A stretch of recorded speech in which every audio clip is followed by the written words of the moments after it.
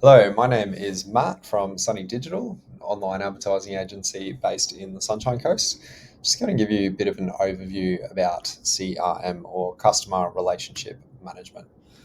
So, for every business, CRM can and should play a part. So, if you think about CRM from the end goal, we're thinking, how to communicate with your customers, how to build a relationship with them. Do you have the right data to do that? Do you have the right consent and so on? But taking it back a step, looking at the client lifestyle stages or customer lifestyle stages, at a certain point, you need to acquire a customer.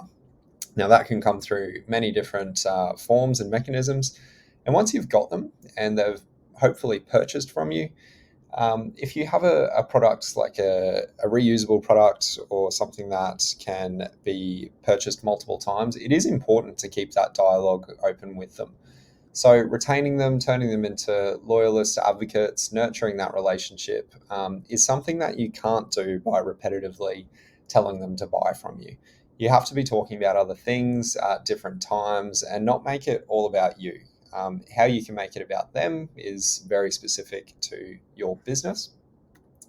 And when we look at which CRM platform can facilitate things like sending emails to your customer base, or text messages, or communicating with them, or keeping data points on them, there are really four main ones that have been, I guess, through the test of time, and there are some considerations to make when choosing a good CRM platform. So, if you are a small business, even a medium business, and the role of CRM in your organization is purely to communicate and send emails and text messages to inform your customer base about a potential sale or give them some content, give them some value, then things like Klaviyo and MailChimp would be really good options. They're not too expensive. A lot of the cost and commercial models for CRM platforms are dependent on how big your audience is. There's usually a base fee, and then for every 500 to 1,000 additional users, there will be an extra fee in order to communicate with them. So if you have a small audience, Klaviyo and MailChimp could be really simple platforms to sign up to. The back end isn't overly complex if you're just looking to do the basics. And then if you do have a much larger audience and are looking to leverage much more capability, the HubSpots and the Salesforces of the world could be a good option. Be wary of the cost. They are definitely not cheap. But the way I like to describe it is some of these platforms are, Ferraris and some are Lexuses. Every, Everyone knows how to drive a Lexus, but you get into a Ferrari with 7 speeds and all these different buttons, and not too many people know how to drive it, which is where you might be paying for an additional resource of a certain skill set. So, for small businesses, Klaviyo and MailChimp would be the recommendation.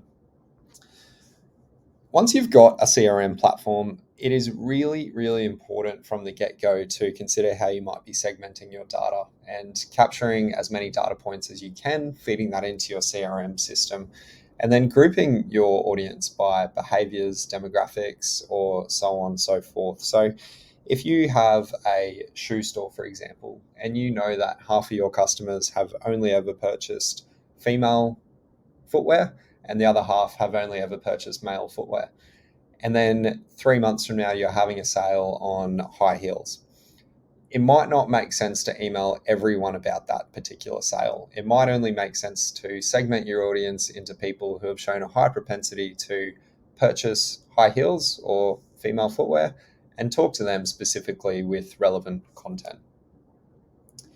Consent as well is incredibly important for any CRM strategy, especially when you're capturing data that you intend to use for marketing purposes, whether that's talking to them via email, uploading it to your Facebook ad account, any purpose whatsoever. You really, really need to put an emphasis on gaining marketing consent.